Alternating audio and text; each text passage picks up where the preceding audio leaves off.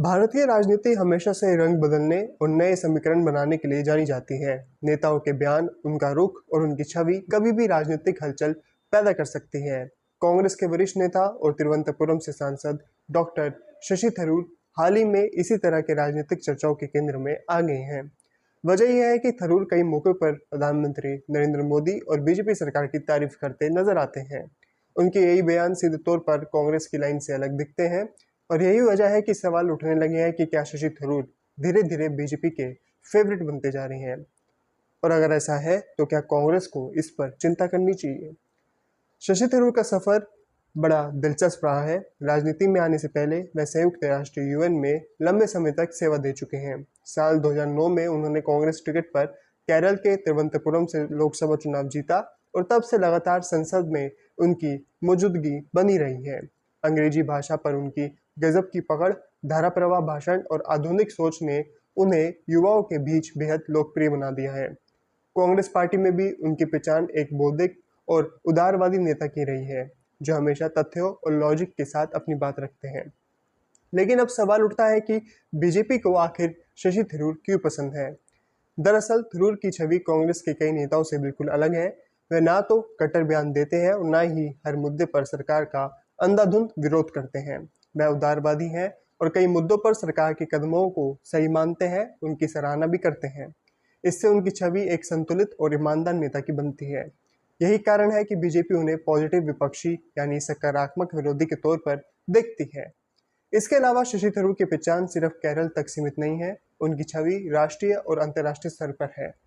BJP की राजनीति में ऐसे नेताओं की मौजूदगी उपयोगी मानी जाती है, क्योंकि ये संदेश जाता है कि पार्टी के बाहर भी ऐसे लोग हैं जो सरकार की नीतियों को सराहते हैं।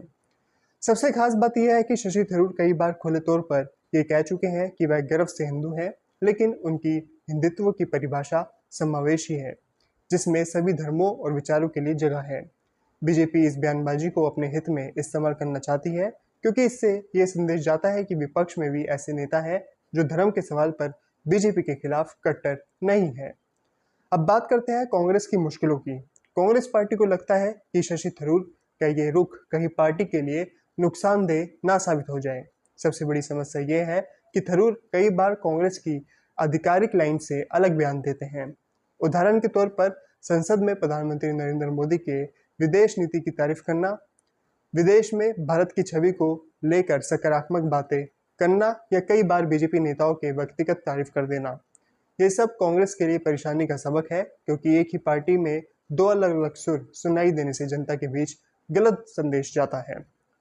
साल 2022 में जब कांग्रेस अध्यक्ष पद का चुनाव हुआ था, तब शशि थरूर ने भी दावेदारी पेश की थी। उस समय उन्होंने साफ कहा था कि कांग्रेस को बदलाव और आधुनिक सोच की जरूरत है।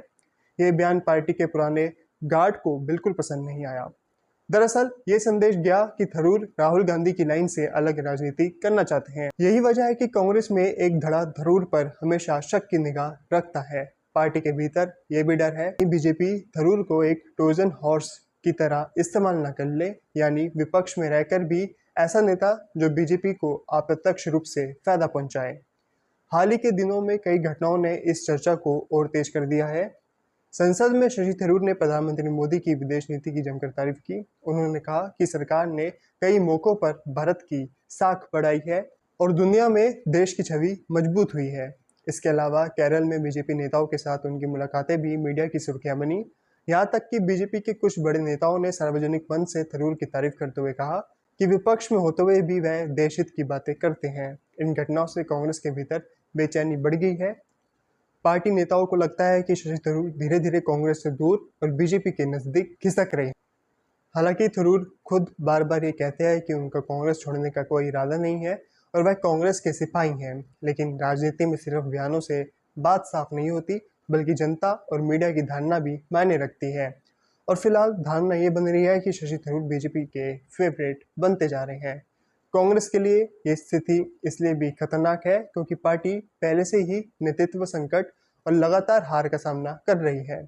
अगर थरूर जैसे लोकप्रिय और बौद्धिक नेता लाइन से अलग दिखने लगेंगे तो इससे कांग्रेस की छवि और कमजोर हो सकती है, खासकर केरल जैसे राज्य में जहां बीजेपी लगातार अपनी पकड़ मजबूत करने की कोशिश कर रही है। वहां अगर कांग्रेस का बड़ा नेता बीजेपी से ज्यादा करीबी दिखेगा तो ये कांग्रेस के लिए और मुश्किलें खड़ी कर देगा। दूसरी तरफ ये भी संभावना है कि वह कांग्रेस की आंतरिक राजनीति में अपने लिए जगह बना रहे हो, यानी राहुल गांधी के प्रभाव से अलग खड़े होकर वह ये दिखाना चाहते हो कि वह स्वतंत्र और आधुनिक नेता है। आकर शशि थरूर की राजनीति इस समय भारतीय राजनीति का एक दिलचस्प अध्याय बन चुकी है।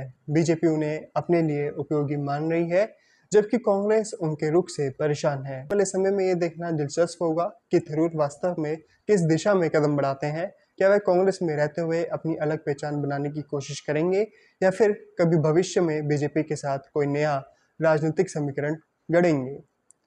ये तो वक्त ही बताएगा, लेकिन इतना तय है कि थरूर की मौजूदगी और उनके बयान कांग्रेस के लिए चिंता का सबक बन रहे हैं।